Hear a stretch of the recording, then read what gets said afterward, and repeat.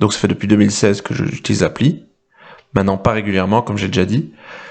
Et le nombre moyen de swipes par jour était de 43, mais c'est pas possible, ça. Vous m'avez pas dit que j'ai swipé 43 fois par jour.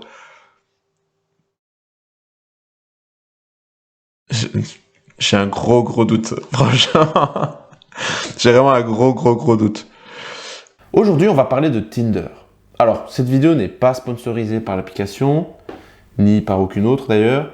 Donc quand je dis Tinder, je fais référence bien sûr à toutes les applications qui s'y apparentent, donc Bumble, Happen, etc.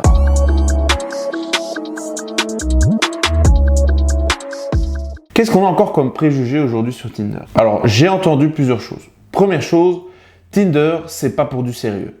Tinder, c'est juste pour des plans d'un soir. Ben ça, c'est faux. Toute personne qui a utilisé l'application pendant un certain temps et qui a eu des matchs et qui a eu des discussions sait qu'il y a de tout. Il y a des filles qui cherchent du sérieux, qui cherchent à se mettre en couple, voire fonder une famille.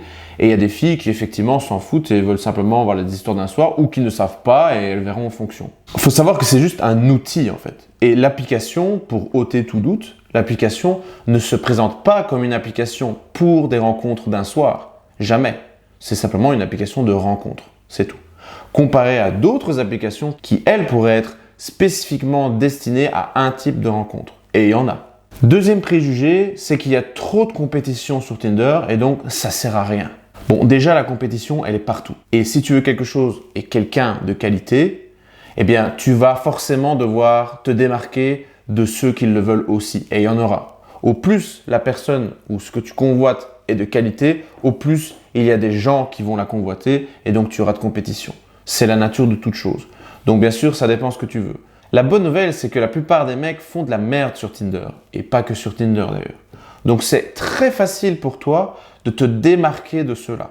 Et en ajustant quelques détails par-ci par-là, tu peux tout de suite récolter plus de matchs que ce que tu avais avant, voire beaucoup plus que la compétition. Parce que la plupart des mecs ont trop d'ego, surtout dans le domaine des relations hommes-femmes, pour se remettre en question et donc, par exemple, entendre des conseils du style « tu devrais peut-être ajuster tes photos, tu devrais peut-être changer ta description » et surtout ne vont même pas en parler à d'autres. Ils vont jamais dire à leurs potes « ouais, j'ai du mal avec Tinder, j'arrive pas à avoir des matchs » ou rarement en tout cas. Peu de mecs dans cette compétition-là vont faire des efforts et donc, si tu fais partie de ces mecs qui font des efforts, eh bien, tu vas justement te démarquer beaucoup plus facilement. Troisième préjugé, il paraît que sur Tinder, il n'y a que des faux profils. Eh bien ça, c'est faux. Tu n'attires pas les vrais profils. C'est pour ça que tu penses qu'il n'y a que des faux profils. Quatrième préjugé, Tinder ne sert qu'à pomper ton fric. Non, ça c'est juste parce que tu dépenses ton argent n'importe comment. Tu te dis, j'ai pas assez de matchs, j'ai pas assez de résultats, je paye. C'est pas comme ça que ça fonctionne.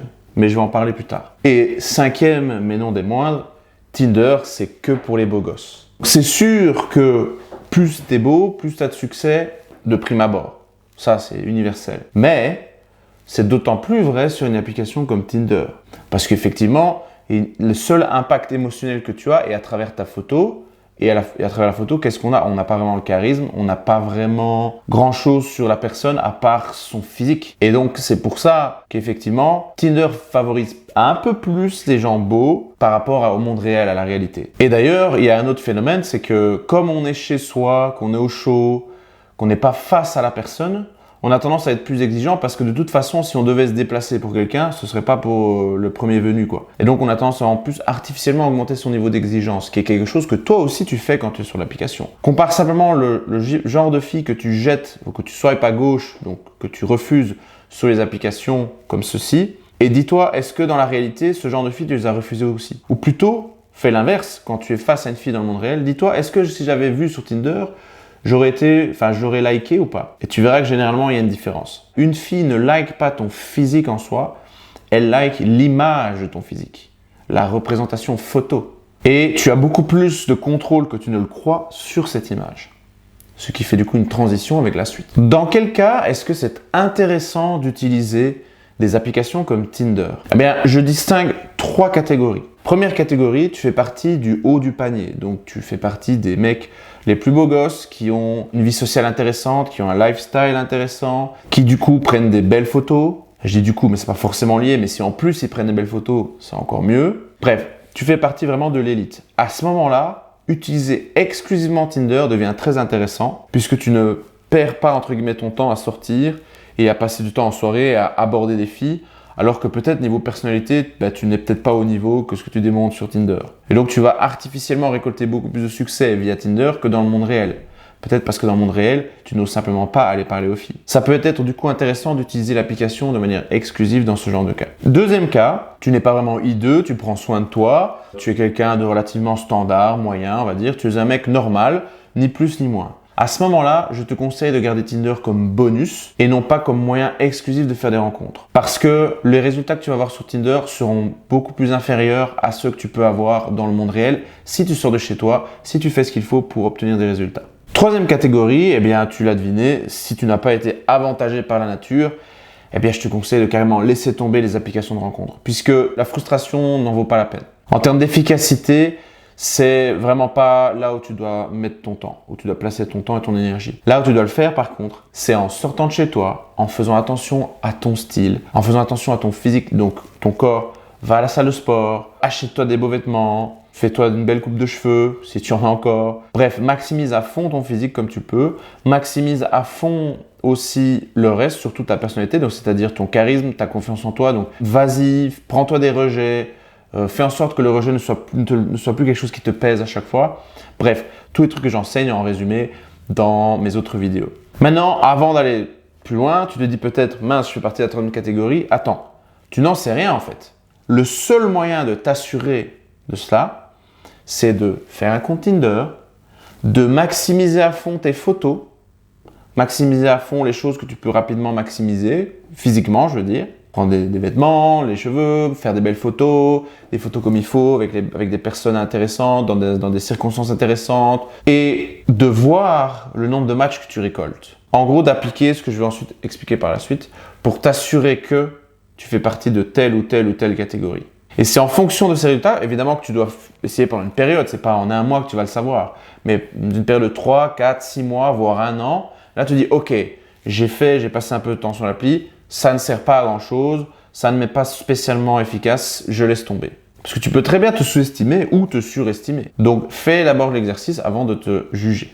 Ceci dit, si tu débutes ton développement avec les filles, je te déconseille de commencer uniquement avec Tinder. Donc quand je t'ai dit que tu dois te lancer sur Tinder, fais-le, mais ne fais pas que ça. Fais ça en parallèle du reste. D'autant plus si tu fais partie du haut du panier, mais que tu n'as pas une confiance en toi comme tu le souhaiterais avec les filles, le fait d'apprendre à aborder et à prendre des rejets, c'est ce qui va justement augmenter cette confiance en toi. Tu seras beaucoup plus à l'aise par après, non seulement quand tu aborderas dans le monde réel et quand tu auras des conversations dans le monde réel, mais aussi sur Tinder quand tu auras un date, puisque tu te diras, voilà, je suis déjà à l'aise dans les autres cas. Alors maintenant, quel principe faut-il appliquer dans les grandes lignes pour améliorer ton succès sur Tinder? Ici, je ne vais pas donner tous les détails, je vais simplement te donner un principe qui est souvent négligé dans toutes les autres vidéos qu'on peut voir sur Tinder. Toutes les vidéos de conseils qu'on peut voir sur Tinder. Pourquoi est-ce qu'une fille swipe vers la droite, donc like un gars sur Tinder par rapport à d'autres? Il y a plein de raisons. Mais la source, la substance de ces raisons, c'est que tu es plus rare que les autres à ses yeux. Tu sors du lot. Et il y a plein de manières de sortir du lot. En fonction de sa popularité, la fille aura plus d'exigences. Donc, le nombre de likes de ce profil qu'elle va liker sera plus faible. En fonction de sa personnalité aussi. Certains profils, elle va liker et d'autres pas. Si elle a une personnalité très particulière, elle va liker des profils très particuliers, donc plus rares. Si elle a une personnalité plus mainstream, elle va liker des mecs mainstream qui sont du coup généralement plus nombreux. Mon conseil, c'est de faire comme en marketing. Tu choisis une niche, c'est-à-dire une audience cible, et tu y vas à fond dans cette niche. Alors, tu peux le faire de deux manières. Soit tu adaptes ton image pour le type de fille que tu recherches, et quand j'ai l'image, c'est les photos, ce que tu mets en scène, que tu écris, ou alors tu ignores, tu n'as pas vraiment d'objectif sur le type de fille que tu cherches, et tu veux exacerber ta personnalité. Faire en sorte vraiment que tu sois une caricature de toi-même sur ton profil. Dans le but que si une fille aime ta personnalité, directement elle va liker, sans doute. Elle va dire c'est exactement ce que j'aime et il y va à fond, il est assumé, parfait. En d'autres termes, soit tu changes ton offre pour coller à la demande, soit tu rends ton offre la plus attractive possible. en espérant que ce que tu proposes va attirer des clients fidèles. C'est-à-dire que ce que tu proposes va attirer des filles qui vont être directement presque amoureuses de toi au premier coup d'œil, quoi. C'est un choix. Si tu essayes d'être trop mainstream, le problème c'est que tu vas devoir être en compétition avec les mecs mainstream qui sont du coup plus nombreux et donc tu vas fatalement avoir moins de chances d'atteindre ce haut de la pyramide. Ce qui va du coup te mettre en arrière. Par contre, si tu montes tes particularités, ta personnalité et vraiment que tu définis ton offre sur une niche en particulier, eh bien, tu vas avoir plus de chances dans cette niche qui est du coup plus restreinte d'attirer le haut du panier de cette niche, quoi. C'est ça un peu en d'autres termes. Donc, si tu veux que j'analyse ton profil gratuitement, au passage, eh bien, tu peux m'envoyer un message sur l'un de mes réseaux sociaux. Les liens sont sous la vidéo. Tu peux écrire analyse profil. Je te dirai ce que j'en pense en fonction de ta stratégie. On va un petit peu discuter. Alors, est-ce qu'il te faut payer maintenant? Payer, c'est un multiplicateur.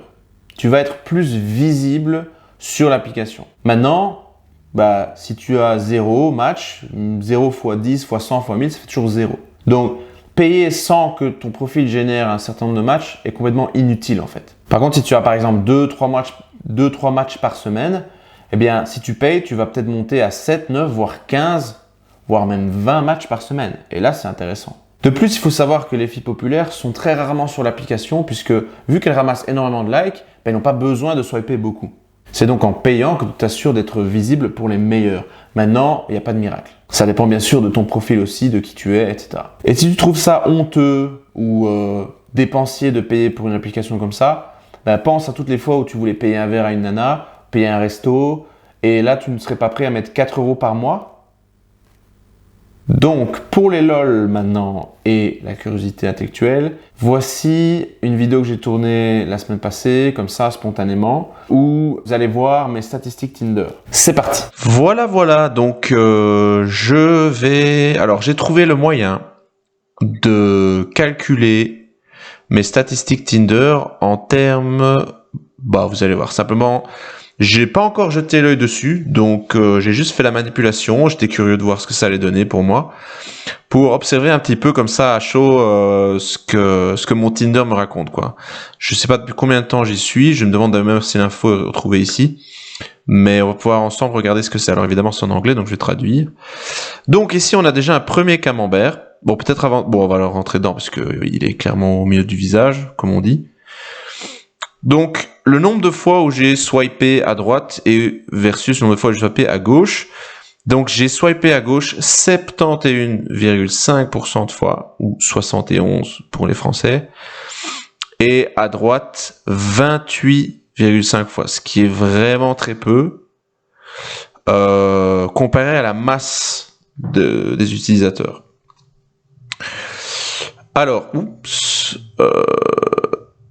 Alors, nombre de swipes et nombre de matchs. Donc, j'ai un nombre de swipes, de résultats de matchs, son nombre de swipes, qui est de 5,6%. Ce qui est vraiment pas beaucoup. Mais ma théorie, c'est que vu que je suis très sélectif ici, c'est normal du coup que je n'ai que ça. D'un côté, ça m'arrange. Parce que j'ai pas spécialement besoin de beaucoup plus. Enfin, je connais pas les quantités, on verra, mais je sais que quand j'utilisais beaucoup Tinder, généralement, j'avais quelques matchs par semaine dans ce qui m'intéressait.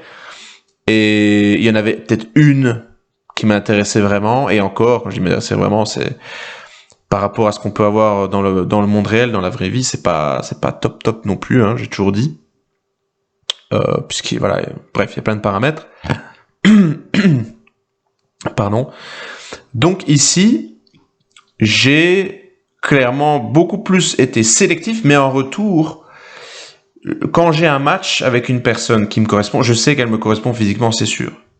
Et je vais pas perdre mon temps à aller à des rendez-vous avec des filles qui m'intéressent qu'à moitié.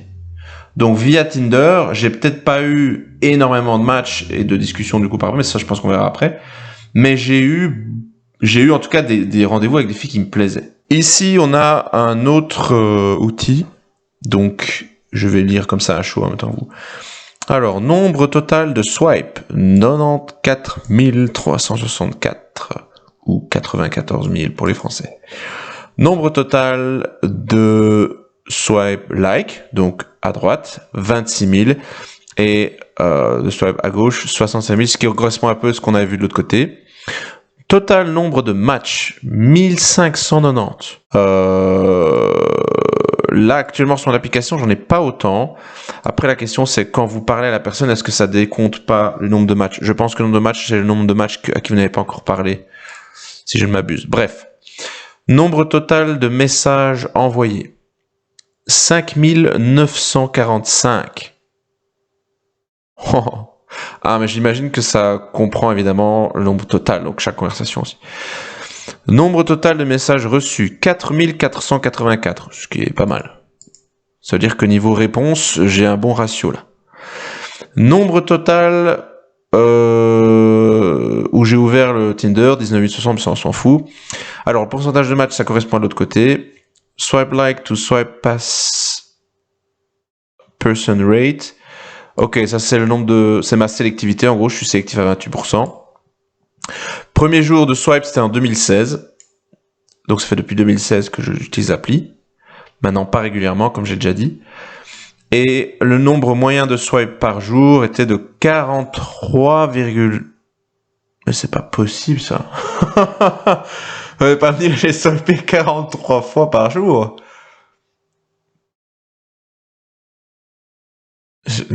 J'ai un gros doute, franchement. J'ai vraiment un gros doute. Temps passé moyen ouvert sur Tinder par jour. Ça doit être en minutes, j'imagine. 8 minutes 7. Ou 8 secondes. Non. Ce serait bien que ça soit précisé, mais bon. Bon. Most times opening Tinder in a day. Donc, nombre de fois où j'ai le plus ouvert Tinder... Enfin, le jour où... Ouais, le nombre de fois où j'ai le plus ouvert Tinder dans un seul jour, c'est 136. Most matches in a day. Le plus de matchs que j'ai eu en un jour, c'était 31. Je pense que c'était en Pologne. D'après mes souvenirs, je me rappelle que ce jour-là, c'était la folie. Le plus de likes en un jour, c'était 772 ou 772 pour nos amis français. Donc c'est le nombre de likes que j'ai donné en un jour, mais ça me paraît énorme. Ça me paraît énorme. Quoique, c'est possible. Le plus de passes en un jour, ça doit être le même jour à mon avis. Quoique non, c'est... Le plus de swipe à gauche en un jour, c'était 678. Tant pis, hein, je vais parler avec mon langage. Le plus de messages en un jour envoyés, j'imagine, échangés, envoyés, bref, 160. Et le plus de messages reçus en un jour, 103. Voilà. C'est pas mal. Comme score, je m'attendais pas à un truc pareil, mais c'est vrai que Tinder, de manière générale, pas les premières années, certainement pas, mais quand j'ai commencé à travailler sur mon profil, j'ai pris des belles photos, etc. Eh bien, là, j'ai eu plus de matchs, c'est sûr. Alors, typiquement, le mec lambda, lui, il va swiper à droite beaucoup plus souvent. Il va liker beaucoup plus de profils. Vous connaissez, bien sûr, à l'époque, quand les likes étaient plutôt illimités, même dans la version gratuite, les mecs qui utilisaient des techniques pour avoir peut-être même un algorithme qui swipait à leur place ou une machine qui swipait à leur place. Bref, le swipe tout le temps à droite et après ils triaient sur le volet une fois qu'ils avaient les matchs. Ils disaient non, toi je te réponds pas, toi je te réponds. Maintenant, les mecs ne peuvent plus vraiment faire ça. Maintenant, il y a encore beaucoup trop de mecs qui swipent beaucoup trop à droite, simplement parce qu'ils n'ont pas beaucoup de choix. Ici, vous pouvez voir que comme j'ai relativement du choix, en tout cas plus que la moyenne, eh bien, je suis beaucoup plus sélectif dans ce que je like. Puisque simplement, j'ai pas envie de perdre du temps avec des filles qui ne m'intéressent pas. Je sais aussi mieux ce que je sais ne m'intéresse pas et ce qui m'intéresse. Et il faut savoir que même si j'ai la capacité de faire des rencontres dans le monde réel, Tinder m'a permis de faire des super rencontres. Donc par exemple, actuellement, pour donner le dernier exemple, en fait, ma copine actuelle, ça va bientôt faire 1 an qu'on est ensemble, on s'est rencontrés sur Tinder. Et c'est la meilleure relation que j'ai eue de toute ma vie. Et pourtant, j'en ai eu. Donc, ne sous-estime pas une application à cause de tous ces préjugés. Je te conseille de quand même refaire le calcul par rapport à ça. Tu risques de passer à côté de belles histoires. Donc voilà, n'hésite pas à m'envoyer de nouveau analyse profil sur l'un de mes réseaux sociaux. Les liens sont sous la vidéo. Si tu veux qu'on analyse ton profil gratuitement, je le répète, et que je te donne un conseil simplement adapté à ta situation. Sur ce, à bientôt pour une prochaine vidéo.